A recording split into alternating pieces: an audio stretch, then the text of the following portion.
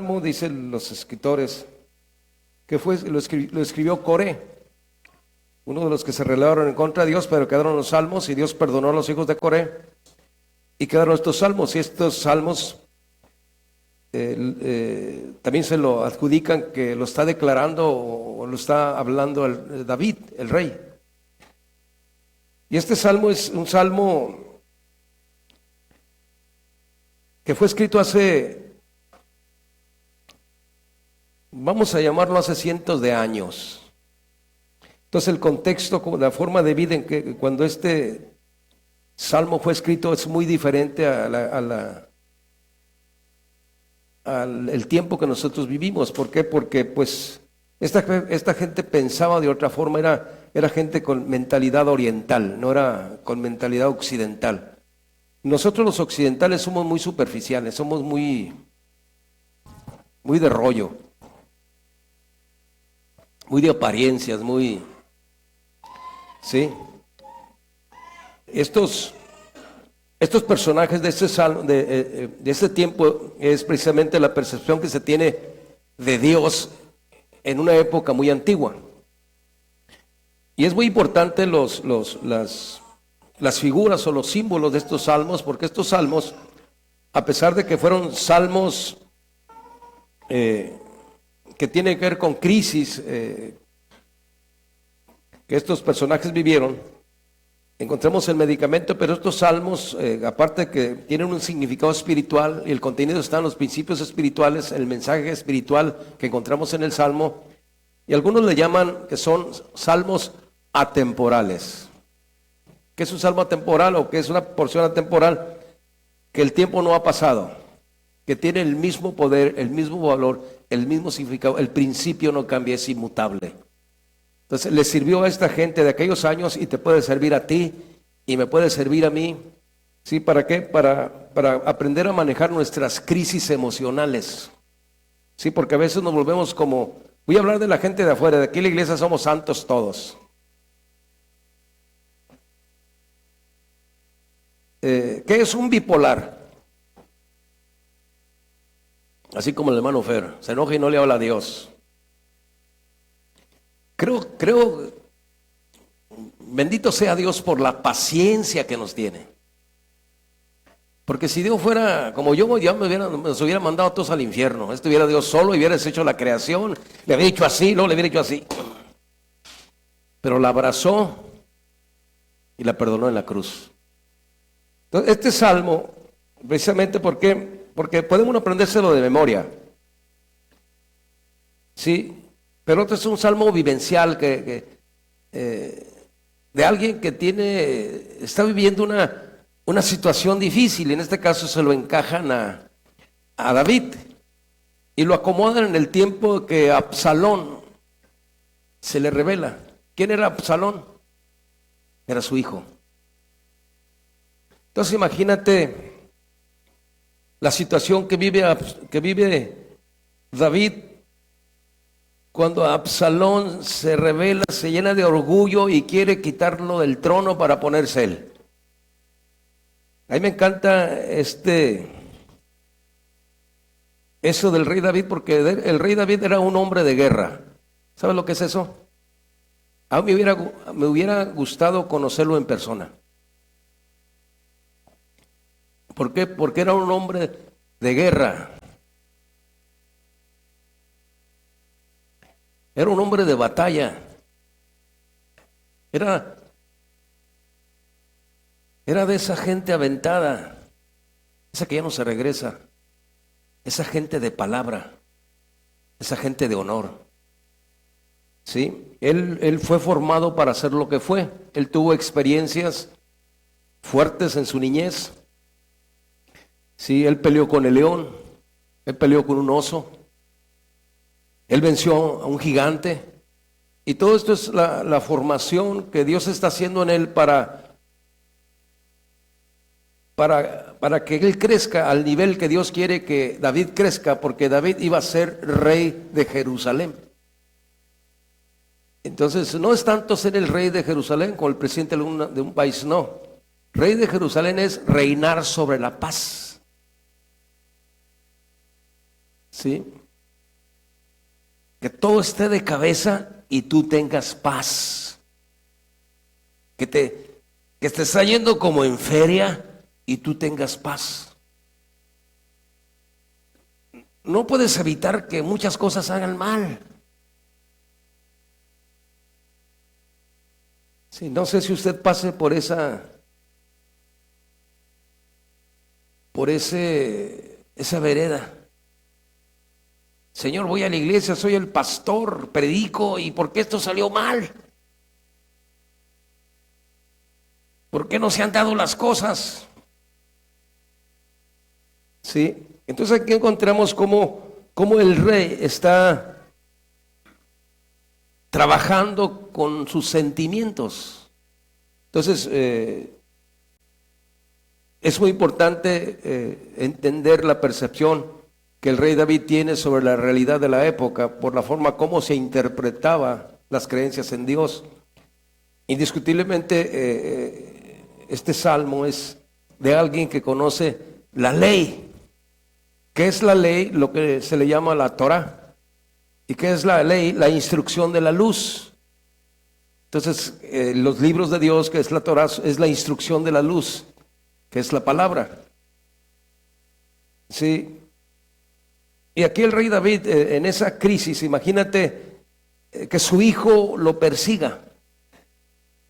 ¿Sabes tú los escuderos de David? ¿Sabes tú quién es el que se quedó con la espada trabada?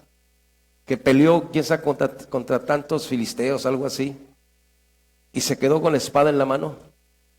¿Sabe usted quién era la gente de David? Sí, eran los escuderos de David. Una vez viendo una película cristiana sobre cuando se dividen las tribus y empieza a haber problema entre ellos, vinieron los de una tribu para pelear con los de otra tribu. Y no recuerdo cuál era, de qué tribu era el rey, que tenía sus soldados. Estaban la mayoría de sus escuderos ahí. Entonces empezó a llegar el enemigo, o con los que iban a pelear, y se llenó todas las faldas de un cerro de la gente que estaba en contra de ellos. Entonces este rey ve la desventaja y voltea y ve a los soldados, a los escuderos que él tiene, y les dice: bueno, pues ya vieron contra cuánta gente vamos a pelear. Los voy a dejar decidir. El que quiera retirarse puede hacerlo, no se lo voy a tomar a mal. Y muchos escuderos se regresaron. Entonces un escudero aparentemente se regresó, dio la vuelta y se paró a un lado del rey. Y le dice este rey, no sé si era Josafat o algo así, le dice: ¿por qué no te fuiste? Porque mi lugar es estar junto al rey. Y sacó la espada. De esa gente tenía David. De esa gente que saca la espada. De esa gente que no voltea hacia atrás. Pero no implica que porque tuvieran este tipo de agallas o de convicción o el profundo conocimiento que tienen de Dios, porque te vuelves fuerte cuando conoces más de Dios. Lo que te da fuerza es el conocimiento que tienes de Él, el saber quién es Dios. Entonces flaqueamos, chafeamos, nos sacan la lengua y nos enojamos porque no estamos bien afianzados. Sí, a veces dependemos más de nuestras emociones que de lo que sabemos de la verdad. A veces uno camina por emociones, pero llega el momento en que las emociones se acaban y tienes que caminar por lo que sabes de Dios. Sí, entonces es muy importante. Entonces, el rey David está en esta situación. Él pudo haber matado a Absalón. ¿Qué le costaba? Él era soldado y era de guerra, pero mejor huyó. y él mismo entra en una crisis. Sí, y es importante los significados aquí de las palabras, porque precisamente cuando estoy en crisis, ¿cómo resolver a través del conocimiento de Dios, de la ayuda del Espíritu de Dios, una crisis emocional por donde estoy pasando? Darme cuenta qué parte de mi ser está generando problemas. ¿Sí? Entonces aquí el rey David dice, o el escritor dice, como el ciervo, es un venado, brama por las corrientes de las aguas, así clama por ti, oh Dios, el alma mía. Entonces todo esto es simbólico. ¿Qué representan las aguas? Las aguas representan la palabra. Entonces, si quieres tener una vida así como de esa gente que avanza a pesar de que las cosas están difíciles, por ejemplo, ahorita, pues ya ve ya ve lo que está sucediendo con los problemas que tenemos de violencia. Sí. ¿Cómo hacerle para no ser paniqueado? ¿Cómo confiar en Dios? Dice el Salmo 91, el que habita al abrigo del Altísimo. ¿Qué es habitar? Es meditar en Dios, es leer la Escritura, es adorar su nombre, es bendecir su nombre, es caminar en los principios de Dios, es poner por obra los principios de Dios, no nada más creerlos. Dice la Escritura, ¿crees en Dios? Bien haces. El diablo cree en Él, oye su nombre y tiembla. El diablo cree en Dios, pero no por el simple hecho de creer deja de ser diablo. ¿Sí? Después de creer tenemos que poner por obra los principios de Dios para que funcionen en nosotros. Y son inmutables, tienen poder. No importa la era, la época, no importa lo que esté sucediendo a nuestro alrededor, nuestro contorno. La Escritura es inmutable y sus principios tienen poder. Dios no ha cambiado. Entonces dice, como el ciervo brama por las corrientes de las aguas. En otras palabras, ¿por qué el siervo brama por las corrientes de las aguas? Esto está hablando de una persecución que tiene un siervo, o los siervos. ¿Cuál es la idea de un siervo buscar un arroyo, un lugar donde hay agua, un venero corriendo de agua? ¿Por qué? Porque las fieras, los animales, los devoradores, se le llaman también los depredadores. Sí, depredadores.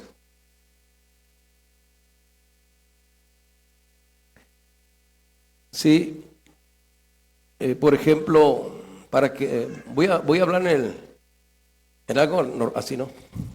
Una vez yendo a una clase de un psicólogo que estaban dando terapia o plática sobre violencia intrafamiliar y la violencia. Fue en una diplomado que era en la UAS, me tocó estar ahí. Y venían de la UNAM a dar ese taller aquí a la UAS. Y por unos amigos que yo tenía ahí me dieron chance de tomar los módulos. Y estaban hablando pues de la violencia del hombre contra la mujer y los depredadores. Y empezaron a explicar cómo el depredador selecciona a su presa. ¿Cuál es el mensaje que la presa le manda al depredador?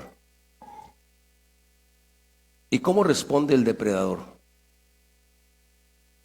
¿Sí? Entonces, estos depredadores, estas fieras, estas bestias que querían destruir o matar y comerse al ciervo, huelen sus huellas, lo siguen. Y el único lugar donde el venado puede escapar de ellos es llegando a donde hay corrientes de aguas. ¿Por qué? Porque entonces entran sus patitas en el agua y empieza a caminar río arriba o arroyo arriba y se pierden las huellas. Entonces el depredador hasta ahí llega. ¿Por qué? Porque ya no olfatea. Entonces, indiscutiblemente esto habla precisamente de esta persecución psicológica de nuestro interior cuando no ha sido trabajado por dentro y nuestros propios ruidos emocionales nos siguen, nos ayudan a entrar en crisis, nos meten en crisis. ¿Sí? Entonces esta es una crisis que está viviendo. ¿Por qué? Porque el rey no sabe si va a volver a ser el rey en Jerusalén. El rey ni siquiera sabe qué va a suceder. En otras palabras, está confuso por dentro porque no sabe qué sigue. ¿Y cuántas veces entramos a problemas, situaciones, circunstancias donde no sabemos qué sigue? Y hay gente que le gusta mentirse a sí mismo inventando cosas que no son y no salen y se frustra más. Pero aquí está diciendo, como el ciervo brama por las corrientes de las aguas, así clama por ti, oh Dios, el alma mía. En otras palabras, por ejemplo, nosotros hemos aprendido que somos, algunos le llaman trinitarios, porque creemos en el Padre, Hijo y el Espíritu Santo, pero también acá tenemos una triple naturaleza. Somos cuerpo, alma y espíritu. Hay otra forma de explicarlo, ¿no? Pero, ¿cuál es la función del espíritu humano? ¿Cuál es la función del alma? ¿Y cuál es la función del cuerpo? Entonces aquí, esta palabra alma es la famosa alma nefesh. ¿Sí? Y este nefesh precisamente es el alma que nos mete en conflictos. Este es el alma que escogió pecar en el huerto, el nefesh. Sí, este es el alma que controla los movimientos, mueve todo nuestro interior. Este es el alma, es muy importante esta alma en nosotros. Entonces, no está diciendo el rey, mi cuerpo está en crisis, mi espíritu está en crisis, no. Dice, mi alma, o sea, él está diciendo dentro de detecto una situación que me está generando una crisis, pero está en mi alma. O sea, hay una confusión en mi alma, hay algo que mi alma no entiende. ¿Sí? Me está generando una crisis, estoy en una situación difícil porque mi alma no entiende. Y lo dice el versículo 2, mi alma tiene sed de Dios. Está diciendo mi nefesh. O sea, esta parte en el organismo del ser humano que está hecha para calcular los movimientos, que mueve todo el aparato circulatorio, todo lo que tiene que ver con los movimientos del cuerpo humano, está en crisis. Mi alma tiene sed de Dios, está sedienta. Ahora, esa palabra Dios es Elohim. No puso ahí, mi alma tiene sed del Selash. Mi alma tiene sed del Shaddai. Mi alma tiene sed de Jehová. No, está diciendo mi alma tiene sed de Elohim. ¿Y qué es Elohim? Es uno de los nombres de Dios. Entonces, si vemos en la escritura habla de muchos nombres o varios nombres del Señor, y cada uno de estos nombres nos habla del carácter de Dios, porque los atributos nos hablan de la naturaleza de Dios. Pero los nombres nos hablan del carácter de Dios. ¿Y cuál es la función de ese nombre Elohim? Dice, en el principio creó Dios los cielos y la tierra. No está diciendo en el principio creó Jehová los cielos y la tierra. No está diciendo en el principio creó Yeshua los cielos y la tierra. En el principio creó el Shaddai o Jehová, no sé, no dice eso. Entonces, ¿cuál es la función de este nombre, de este nombre de Dios? ¿Sí? ¿Cuál es la función de este nombre? En el nombre Elohim, Dios puso todas las leyes espirituales en el firmamento, en el universo. El universo es como un reloj cósmico. Todo está completamente organizado. Sí, y hay cosas que nosotros no leemos, pero es importante cuál es la función de ese nombre, porque en ese nombre Dios hizo al hombre a su imagen y semejanza. Y yo ahorita leí unos libros anteriormente y me había quedado con eso, pero he investigado más y he aprendido un poquito más. Y mire, por ejemplo, aquí en la tierra, ¿cómo funcionan las leyes espirituales del universo en la tierra? Por ejemplo, ¿dónde se da origen o quién es la inteligencia para hacer aquí en la tierra lo que es la primavera, el verano, el otoño y el invierno?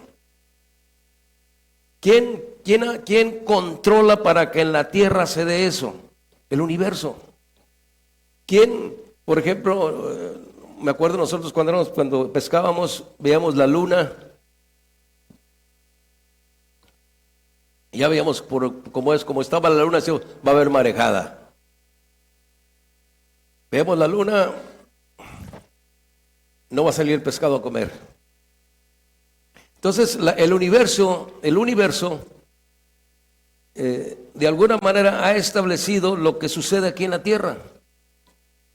Entonces, a través de ese nombre Dios establece esas funciones. No sé, hay gente que, por ejemplo, cuando está la luna muy fuerte, le duelen ¿qué duelen? ¿Las orejas o qué? Las articulaciones. Entonces, la influencia del firmamento en nosotros. Entonces, aquí está diciendo el rey, mi alma tiene sed de Dios. O sea, necesito... porque en otros tiempos, por ejemplo, ahora no manejamos eso porque pues no lo manejamos. Pero en esta parte del tiempo de la Escritura hay otra percepción que se tiene de la naturaleza de los nombres de Dios. Y aquí está diciendo, mi alma tiene sed de Dios. Mi alma tiene sed de Dios. Hay una profunda necesidad en mi alma de conocer los principios, de cómo funcionan las leyes espirituales de Dios. No sé si ustedes han visto por ejemplo, eso del zodiaco y todo eso que algunos lugares enseñan, sí, pero lo enseñan más torcido que nada. Pero en su momento esa cosa tenía influencia sobre los seres humanos y la gente creía en eso. Ahora pues ha cambiado porque tenemos el cristianismo, sí, y pues estamos ubicados en lo que es esto. Pero esta gente de esa época tenía otra percepción de la realidad, otra interpretación de las cosas muy diferente a las que tenemos ahora. ¿Por qué los que tenemos ahora? Porque nosotros tenemos una influencia anglosajona y ellos nos interpretan la Escritura, muy lejos de saber lo que realmente es el hebreo y todas esas cosas. Pero vamos a seguir aquí. Entonces dice el salmista, mi alma tiene sed de Dios, o sea, mi alma está en crisis. No sé qué sigue, emocionalmente no me siento bien.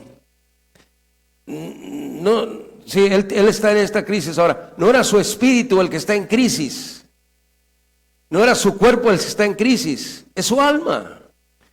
Y debo darme cuenta cuando mi alma está en crisis, cuando emocionalmente estoy batallando en mi ser, que estoy en crisis, que no sé qué camino tomar, que entro de alguna manera, no encuentro respuesta a mis preguntas, ¿sí? O no encuentro de alguna manera la forma, el camino, el sendero para salir de la circunstancia que estoy viviendo, y muy lejos de afrontarlo me enredo más, entro en crisis y no sé qué camino tomar y me pongo mal y castigo a Dios, cuando más debería de buscar a Dios.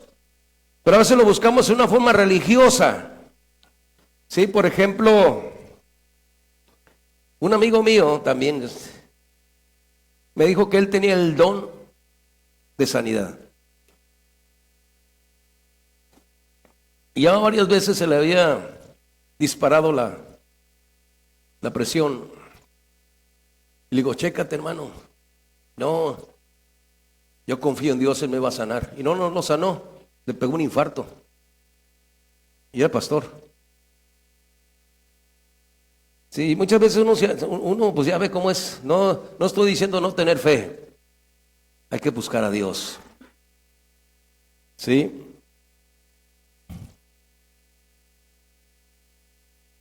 Está diciendo,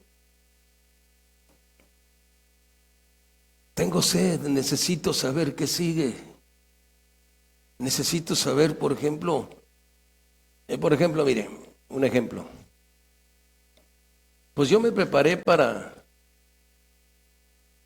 y ahí pues estaba más joven y tenía más, sabía menos y era más, ¿cómo se llama? Cuando uno se aventado y no sabe ni a qué ni. ¿Cómo? ¿Cómo se le llama, Zule? ¿Mande? Impulsivo. Sí, que tomas decisiones y crees que ya, por eso. Imagínese, me llevaba a Tampico carros viejos llenos de gente sin seguro y sin dinero, porque creía que tenía mucha fe. ¿Cómo se le llama eso? Pero eran tus vacaciones, no tienes por qué quejarte. Era lo bueno que te llevaba de vacaciones cada año, a ti, Abraham. ¿Cómo se le llama? ¿Cómo? Ingenuo, todo eso. Imprudente. Gracias a Dios que no nos pasó nada. Pero como ya me pasaron algunos años, ahora la pienso. Va a haber un campamento en tal parte y ¿qué va a haber allá? ¿Quién se hace responsable de la gente? ¿Tienen seguro de vida el carro donde va? Porque si pasa algo, ¿qué voy a decir? Pues ya no pienso como antes. Entonces a veces uno piensa, es muy imprudente. ¿Sí? O no, o nada más yo. A veces somos imprudentes. Y aquí está el rey en esta, aclárame Dios. Por ejemplo, tenía un poco más de energía y todo para echarle ganas y trabajar y hacer las cosas aquí de la iglesia y trabajaba cuando Abraham y Isaí y Ruth estaban chicos, para ayudarlos a estudiar. Pero ahora se me hace más así con el Abdiel. Ahora la pienso más. Y le digo, Dios, no quiero ser imprudente a esta edad. No quiero ser un viejo necio. No quiero presumir de fe. Sí, ¿por qué? Porque, por ejemplo, aquí por los cerritos, un pastor que venía de Durango fue y se metió a bautizar y se le ahogaron 2 personas. Imprudente. Sí. Entonces aquí, ¿sabes qué, Señor? No quiero ser imprudente. No sé cómo vas a detener a Absalón. Como diciendo, yo lo puedo, pero es mi hijo. Mi hijo está en mi contra porque me lo echaron a andar. Otros, no dejes que nadie te eche a andar, hermano. Otros. No, usted camine con Dios. Le echaron a andar a Absalón otros. Sí, fíjate entonces,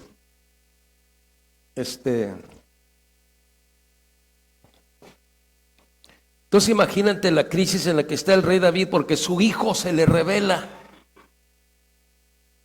al hombre de Dios, al guerrero, al que mató al león, al que mató al oso, al que mató al gigante. Se le está moviendo el barco. Que no se te mueva a ti, que no se me mueva a mí. Y le está diciendo, necesito de los principios universales, espirituales, la porción de la Escritura que me guíe. Tengo sed, estoy sediento de la verdad. Estoy sediento de conocer tu plan maestro. Estoy sediento de conocer el propósito de tu voluntad. ¿Sí? No quiero que vivan mi vida, quiero experimentar y vivir mi vida. No quiero que otros vivan mi vida y me enajenen con sus ideas. Yo necesito experimentarte, Dios. Yo necesito vivirte. Yo necesito entenderte, Señor. Y estoy en esta crisis, no sé qué camino tomar, no sé qué vereda tomar. No sé si esconderme o agarrar la espada y salir a hacerle frente. Tengo sed, necesito, Señor, que me ayudes. Mi alma tiene sed de Dios vivo. Dice, ¿cuándo vendré y pereceré delante de Dios? ¿Cuándo me vas a dar la cita, Señor, para que platiques conmigo? No quiero que sea como el seguro social, Señor. El hermano Paco estaba muy malo y le dieron cita para 4 años. No, anota el seguro así. ¿No vieron el meme ese? Que dicen, no voy a decir un nombre de aquí. Filomeno. Y avientan la caja de arriba así, ahí va. Tenía cita, pero ya se había muerto. Señor, dame una cita. Quiero sentarme y que me leas la cartilla. Quiero que me digas y me ayudes a entender en qué estoy mal. Que me ayudes a digerir esto que estoy viviendo. Dice, ¿cuándo voy a tener esta relación de sentarme a tus pies y escuchar exactamente cuál es tu veredicto sobre la circunstancia que estoy viviendo? Porque mi carne está aflorando. Porque por dentro traigo turbulencia. Si no es mi espíritu, es mi alma, Señor. Mi alma me está generando situaciones. Entonces, ¿cómo darme cuenta cuando mi espíritu está afligido? ¿Cómo darme cuenta cuando mi alma está enojada? Entonces imagínate el pobre del cuerpo que estén peleando tu alma y tu espíritu. No duermes en toda la noche. Cuando traes una crisis emocional y ahí estás comiéndote las uñas, son las 3 de la mañana. Pero me la va a pagar. Me voy a vengar. ¿Sí?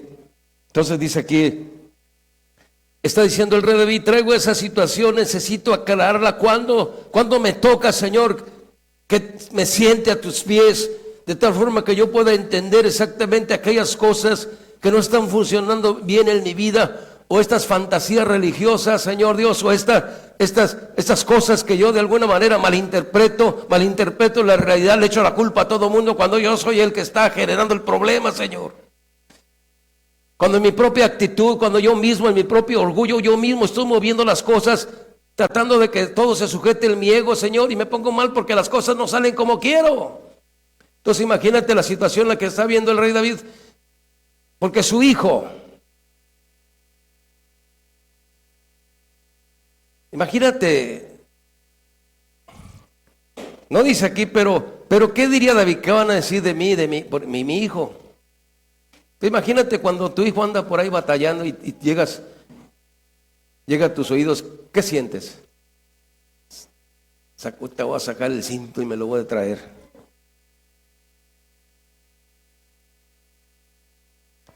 ¿Te enojas porque no tienes el control sobre él? ¿Te enojas por lo que anda haciendo o te enojas por tu orgullo? Porque lo que van a decir de ti por lo que anda haciendo tu hijo. Entonces, te duele más el orgullo que tu hijo. Y no debería dolerme más el orgullo que mi hijo. Debería de razonar. Señor, me sacó la carne este plebe, pero luego lo pongo en paz. Ahorita voy a orar por él. Pégale una calentada a Dios antes de que yo se la dé. Jálalo las orejas antes de que yo se las arranque, Señor.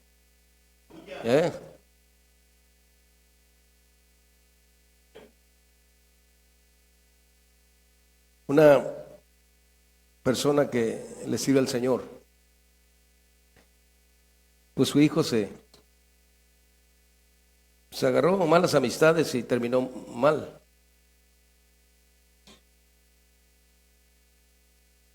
Y estaba llorando y decía, ay hermano, dice, ya cómo me duele la situación de mi hijo. Digo, hermana, ¿y qué es lo que le duele? ¿Cómo es? ¿Le duele que su hijo esté en decadencia en las adicciones o le duele por lo que van a decir de usted? Y se queda pensando, voy a razonarlo bien, hermano. Y después dice, era mi orgullo el que me dolía, hermano. Ahora ya no me duele, estoy orando y llorando por él para que Dios lo regrese al camino. Sí, y muchas veces son estas cosas. Entonces el rey David está en esta situación y dice, ¿cuándo vendré y me sentaré? Y lo dice, fueron mis lágrimas mi pan de día y de noche, mientras me dicen todos los días, ¿dónde está tu Dios? ¿Quiénes son esos que le dicen, ¿dónde está tu Dios? Los demonios, los diablos. ¿Ya ves? No sales de la iglesia y mira. ¿Ya ves fulano? ¿Ya ves mangano? A ver, ¿por qué si fulano hace esto, por qué no pasa esto? Pues imagínate las acusaciones del diablo que le están haciendo a este personaje, diciéndole, ¿de qué te sirve ir a la iglesia si no cambias? Como aquella viejita, una viejita que le hicieron, era una beata de iglesia. ¿Sabe qué es una beata? De esas viejitas de la iglesia católica que se confiesan todos los días pero no cambian. No, le dice, oiga, doña Chona, usted todos los días se confiesa, todos los días come la hostia y no deja de ser malvada. ¿Por qué?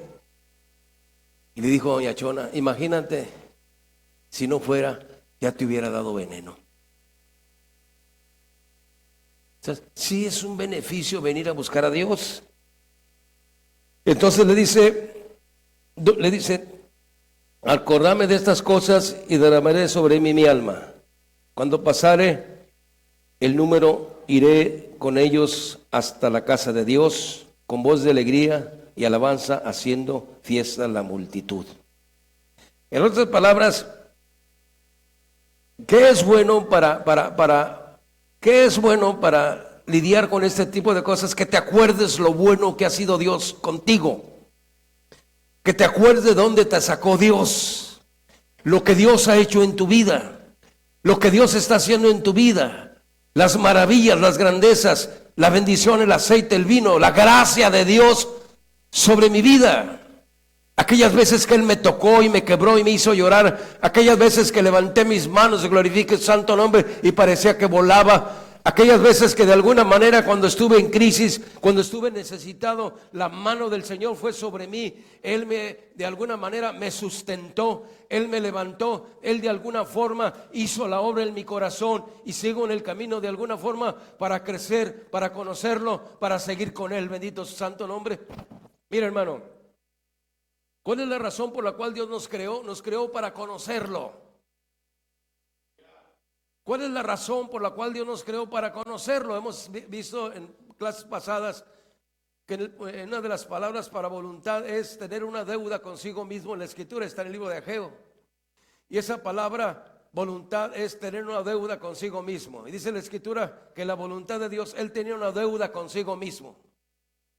Y cuando solo Dios era y no había absolutamente nada, Él era pleno en sí mismo, Dios en sí mismo. No necesitaba nada ni de nadie para ser lo que Él es, para ser Dios. Dios no lo necesitaba a usted, Dios no necesitaba a nadie, Dios no necesitaba de nada para ser lo que es. Bendito el nombre del Señor. Pero Él tenía una deuda consigo mismo. Dios se debía a sí mismo. ¿Y qué se debía a Dios? Darse a conocer. Entonces, ¿qué es lo que hizo Dios? Te creó a ti, me creó a mí, nos creó a todos con el propósito de darse a conocer. Bendito el nombre del Señor. ¿Por qué? Porque no había nadie que le dijera a Dios, eres bueno. Mira, hermano, por ejemplo, los ángeles que tiene a un lado de Él, pues Él los mantiene, ¿o no? Todos los días los ángeles comen camarón, langosta y ahí están sentaditos tocando el arpa. No fondean, no tienen un cuerpo humano como el que tú tienes, no tienen las broncas que tú tienes. Son ángeles. ¿Qué son ángeles? No tienen un cuerpo humano, son asexuales. No saben lo que es el enojo. No saben lo que es estar desesperado. No saben lo que es estar batallando. Entonces ellos sí pueden estar con la arpita. Aleluya, aleluya, gloria a Dios. Para ti, para mí es diferente. ¿Por qué? Porque cuando Dios viene y trabaja contigo y te manda alguna circunstancia, manda algún problema, manda alguna situación para que fondies, para que crezcas, para que madures, para que tengas decisión, para que tengas convicción, para que te pares en la palabra de Dios, para que reprendas al diablo, para que lo hagas a un lado, para que sigas con Dios. Entonces imagínate, después de que pasas por un problema, después de que pasas por una circunstancia, después de que pasas por una situación difícil, y te levantas y ves la mano de Dios en tu vida, ves la mano de Dios acercándose a ti, ves la mano de Dios de alguna manera bendiciendo tu familia, tus hijos, tu matrimonio, bendiciendo lo que hay en tu ser. Y de alguna forma te das cuenta que no te mereces nada, que lo único que usted y yo nos merecemos es un agujero en el infierno y lejos de Dios. Sin embargo, en su gracia nos dio lo que no merecemos, nos acogió, nos llamó, nos abrazó, nos dio cobertura, nos cubrió con su sangre, nos tapó con sus alas. Bendito el nombre del Señor. Y cuando tú sientes esta situación o estas manos de Dios sobre tu vida, cuando de alguna manera todo lo habías perdido, las cosas no salían bien, andabas fondeando, andabas pateando el bote enojado, lleno de crisis interna, bendito el nombre del Señor, y de repente vas y levantas tus manos y le agradeces a Dios y le dices: Señor Dios, bueno, bondadoso, te doy gracias, Señor nuestro, por lo que estás haciendo en mi vida, por lo que estás haciendo con mis hijos, por cómo me estás prosperando, cómo me estás ayudando, cómo estás acercando a mis hijos, cómo de alguna manera los estás tocando, cómo les estás dando una visión de quién eres tú, Señor. No tengo con qué pagarte, Señor. Ir a un servicio no es irte a pagar nada, Señor. Bendito sea tu santo nombre. Levantar mis manos, no te hago más Dios de lo que ya eres. Tú ya eres Dios conmigo o sin mí. Voy a bendecir tu nombre, voy a alabar tu nombre, voy a glorificar tu nombre, porque las circunstancias que tú permites que pasen en mi vida tienen un propósito. El propósito es que yo corra, es que yo vaya, es que yo levante las manos y te diga que tú eres justo, que tú eres bueno, que tú eres misericordioso. Bendito el nombre del Señor. Y cuando venga el diablo, bendito el nombre del Señor, lo voy a reprender, lo voy a hacer a un lado. No en mi carne, no en mi orgullo, no en mi vanagloria. Simplemente me voy a parar en la roca, me voy a parar en la palabra de Dios. Voy a gritar, voy a declarar que tú eres bueno, que tú eres justo, que tú eres misericordioso. Bendito el nombre del Señor. ¿Y qué crees que pasa? Dice la historia de un judío: y entonces Dios se conoce a sí mismo. Entonces te creó para que le digas que Él es bueno, no para que le sigas el rollo. Entonces Él va a permitir que te vayas como en feria. Yo pensaba, porque el que me echó rollo para evangelizarme, no, te va a ir bien, Fernando. Sí, y ya me pegó una buena mareada, y cuando lo acepté, como se me empezó a quitar lo sinvergüenza, pues ya no robaba, entonces ya no me fue bien. Ya no era largo, ya no le robaba la mitad que le tocaba de propina al marinero, ¿verdad, Vitoriano? El gringo nos daba $20, yo tenía que darle 10 al marinero, pero sin Cristo le pellizcaba. Pero en Cristo ya no podía pellizcar, le tenía que darle su mitad. Entonces lo que robaba ya no. Entonces, ¿cuál es la intención de Dios? Que lo conozcas. ¿Cuál es esta situación que está sucediendo aquí? David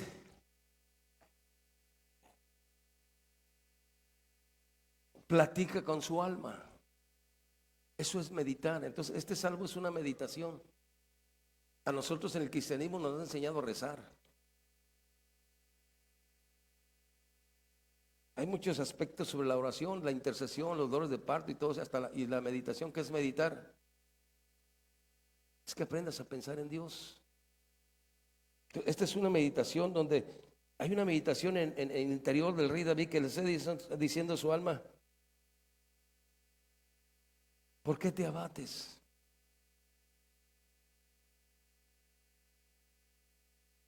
¿Por qué te abates? ¿Por qué te pones mal? ¿Por qué andas con tu cara como guante de beisbolista? Entonces como catcher, ese catcher así. Espera, dice, ¿por qué te abates, alma mía? ¿Por qué te conturbas en mí? Me vas a enfermar. La mayor parte de las enfermedades que tenemos son psicosomáticas, generadas por las emociones malas en nosotros, por toda esa, más aparte la forma, el tipo de comida que comemos en este tiempo que está muy alterada y son puros químicos, pues ahí andamos enfermos. Pero también hay enfermedades emocionales generadas por las malas actitudes. ¿Por qué te abates? ¿Por qué no confías en Dios? ¿Por qué no lo alabas? ¿Por qué te conturbas? ¿Por qué emocionalmente estás mal? ¿Por qué te enojas? Y dice, espera en Dios. Dios tiene un propósito. Dice, Dios tiene un propósito en la situación que estás viviendo. Espera en Él. ¿Qué es esperar en Él? Confía en Él. No confíes en tus ideas ni en tus escritores. Confía en lo que dice la palabra del Señor, en los pensamientos de Dios, en lo que Dios marca en la escritura. ¿Por qué te abates, oh alma mía? A ver, ya no. Voy a tener que usar los bifocales. Ahora sí ya. Ahí está. Porque aún le tengo de alabar por la salud de su presencia. Dios mío, mi alma está en mí abatida. Entonces, ya detectó el salmista dónde está el problema. Y su problema no está en el espíritu.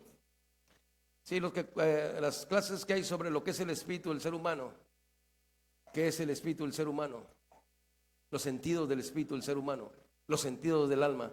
Entonces ya detecta dónde está el problema y dice, una vez que él detecta el problema, le dice a Dios, Dios mío,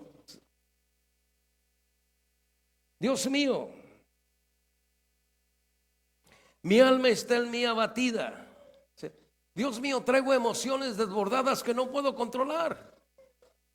Dios mío, traigo un brote, llaman ahí los psicólogos, un brote psicótico, estoy enojado, estoy molesto. Dios mío, no puedo controlar mis emociones, Señor. Mi enojo me traiciona, Señor. Señor, no puedo controlar mi interior, Señor. Algo está sucediendo, es mi alma que está abatida. ¿Qué está haciendo el rey David?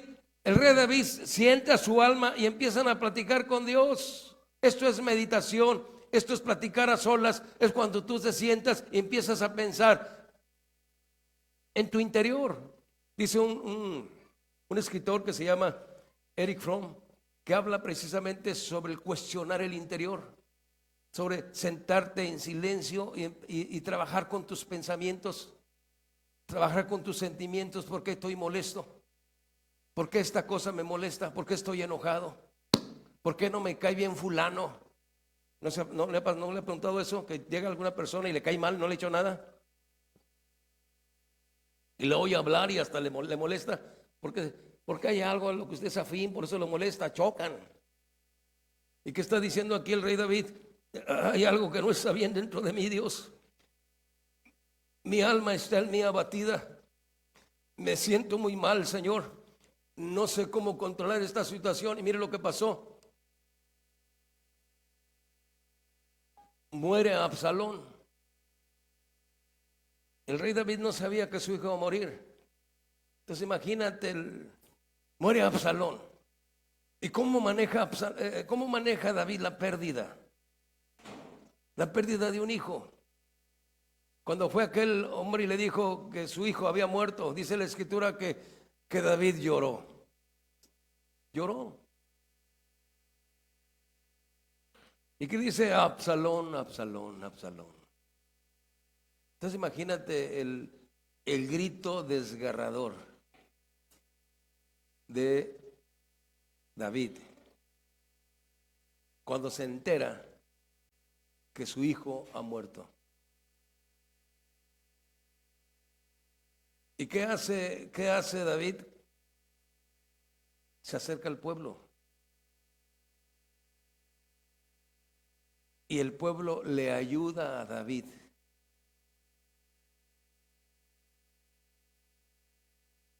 a superar la pérdida. Y el duelo es se maneja de muchas formas. Por ejemplo, cuando yo dejé una institución, pasé mucho tiempo por duelo. Me costó trabajo salir de ahí hasta que me encontré nuevamente con Dios. Y le pedí perdón por cometer pecado de idolatría, confiar en la gente y no en Él. Tengo que confiar en Él. Yo mi respeto y respeto a todas las instituciones, pero no son más que eso, instituciones que tienen estatutos, reglas que otros hombres hicieron. Yo descubrí que necesito abrazar a Dios. ¿Sabes cuánto se tarda para salir de un duelo? Duelo de ideas, duelos religiosos. Se tarda, no es de la noche a la mañana. A mí me pegó un parálisis facial. Se me cayó la cara a la mitad. Y era la crisis que estaba viviendo hasta que Dios me ayudó a salir de ahí. Por eso no es fácil platicar y hacer cosas, pero vivir un duelo, puede ser un duelo de trabajo, un duelo de religión, un duelo de pérdida humana, son duelos. ¿Cómo crees que manejó entonces el duelo David? Su hijo lo amaba y tuvo que entregárselo a Dios. No, sí. Entonces dice aquí, mi alma está en mí abatida. Me está generando problemas emocionales. A veces las lágrimas se congelan. Y luego viene el diablo y te acusa. Luego tu alma nefesh está, sí. Yo sentí estaba en San Diego. A mí me tocó predicar en varias iglesias en San Diego porque mi hermana me invitaba a iglesias. Inclusive compartir una iglesia que había sido católica. Y la gente se convirtió y el templo se lo cerraron. Y luego la gente que se convirtió rentó ese templo al gobierno y lo hizo iglesia cristiana, lo que había sido un templo católico. Y como son el área, tenían que permanecer como estaba, pues haz de cuenta un templo católico. Y me invitaron a compartir y decía, entre mí lo único que me falta es la sotana aquí para. Sí, y compartiendo en iglesias, estaba compartiendo en un garage, hablando de cosas de Dios y compartiendo la escritura en pleno compartimiento, se me cayó la mitad de la cara y ya no pude hablar. Y ya los hermanos oraron por mí y sentí cómo Dios me levantó la parte que se cayó. Después fui a ver al médico. Sí, pero era de la crisis que estaba viviendo. Esto es personal. Tú debes tener tus propias crisis. Debes de tener tus propias emociones. Debes tener tus propias cosas en las que estás atorado. ¿Y qué dice el rey David? Señor, mi alma está abatida. No lo puedes superar. Tuve esta pérdida. Y no puedo, Dios. Ayúdame. Dame aceite. Pon vino en mi ser. Pon de tu gracia. Ayúdame a entender los principios, los conceptos de tu verdad. Déjalos que maduren dentro de mí, de tal forma que yo los pueda abrazar, que yo los pueda entender, para que pueda resolver el conflicto emocional en el que estoy viviendo. Mi alma está abatida, me está generando mucha crisis, muchos problemas. Y muchas de las situaciones que generan neurosis en nosotros es porque no tenemos el control, porque no tenemos una relación plena con Dios. Bendito sea el nombre del Señor. Mira, hermano, una de las cosas que yo veo que es poderosa son las manifestaciones. Es cuando el Espíritu de Dios se sacude. no están hechas a la deriva, no es para que la iglesia presuma, no es para que todo el mundo diga, ay, tiene money. No, no, son exactamente las herramientas que Dios nos da para que pase las crisis. Antes de reventar enojo en contra de alguien, voy a reventar en manifestaciones glorificando el nombre del Señor, dándole gracias porque no tengo el control. El control lo tiene Él, bendito su santo nombre.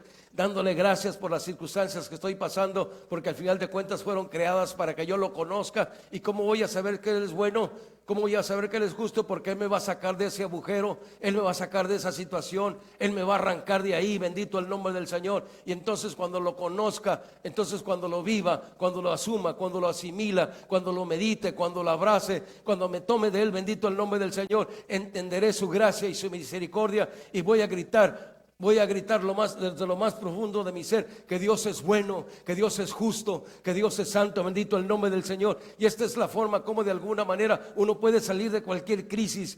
Sí, entonces las crisis están hechas para conocer a Dios, los problemas están hechos para que conozca a Dios, los problemas están hechos para que yo camine con Dios. Por eso dice aquí el rey David, necesito conocer los principios eternos, necesito conocer los conceptos de tu verdad, necesito entender cómo funciona tu plan maestro, cómo dice la Biblia que haga las cosas, necesito que la palabra me sea revelada, necesito saber para qué es esto, cuál es el poder de la sangre, cómo funciona la sangre del Cordero en mi propia vida, cómo funcionan las lenguas del Espíritu de Dios, cómo funciona la sustancia de tu nombre en mi propia vida, para que yo pueda levantarme y pueda correr, bendito el nombre del Señor, para que yo pueda cruzar valles, montañas, para que yo pueda pasar cualquier circunstancia, para que yo pueda superar cualquier dolor, para que pueda superar cualquier cosa, bendito el nombre del Señor. Ya está la sustancia en la palabra, ya está la sustancia en la escritura es atemporal, me sirve ahora, me sirve para pisotear el diablo ahora, así como lo hicieron ayer, lo hicieron otros, así como el apóstol Pablo pisoteó al diablo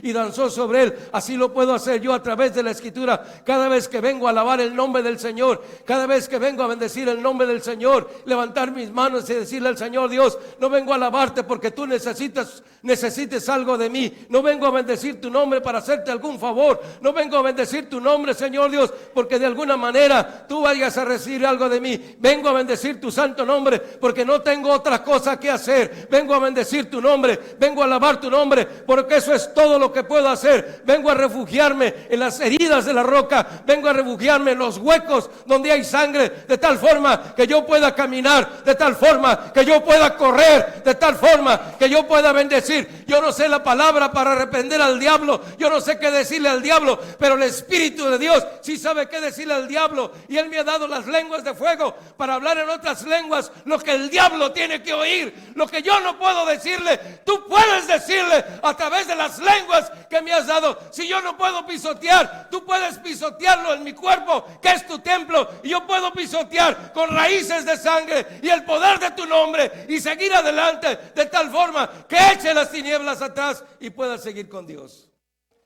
Si no, ahí le van a recetar diazepam para que se duerma. ¿Quién está tomando aquí medicamento controlado para dormir?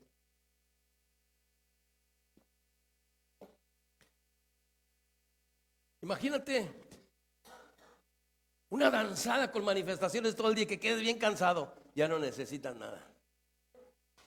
Hermano, esta es la historia de este salmo. Y no habla de oraciones pichurrientas, habla de intercesión, habla de lo que nos ha dado.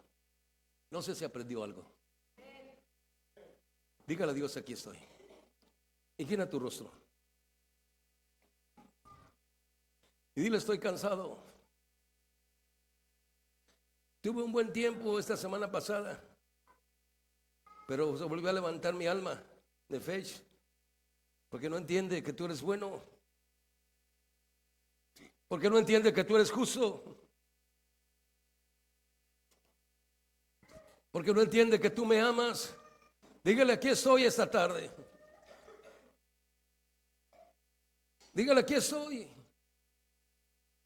Dígale: no puedo solo. Dígale: aquí estoy, no puedo solo. Es un honor servirte. Es un honor bendecir tu nombre. Es un honor ser bautizado en tu nombre. Es un honor ser bautizado en lenguas. Es un honor levantar mis manos y decirte lo justo y lo bueno que tú eres. Dígale a Dios esta tarde: ayúdame, Señor nuestro, de tal forma que yo pueda entender los principios que aquietan mi alma, y permite que mi alma pueda entender tus principios eternos. Permite, Señor, que mi alma se derrame. Mira, hermano, el rey David terminó abrazado de su alma. El alma del rey David y el rey David están en unidad, reconociendo la grandeza de Dios. Este salmo es una belleza. Este salmo es todo un tratado. Este salmo refleja los pensamientos de alguien que conoce a Dios, de alguien que vivió a Dios, de alguien que experimentó a Dios, de alguien que tiene una relación en sí mismo, de alguien que sabe cómo tratar con sus emociones, de alguien que sabe hablarle a su alma. Aquí encontramos cómo hablarle al alma. Cómo hablarle a nuestro alma cuando nuestra alma está en crisis. Cuando nuestra alma no encuentra el sendero. Dígale: aquí estoy. Dígale: te necesito. Vamos a ponernos de pie y vamos a cantar este canto. Dígale: aquí estoy, Padre Dios. Rica Sarabacu, rica Sarabahaya.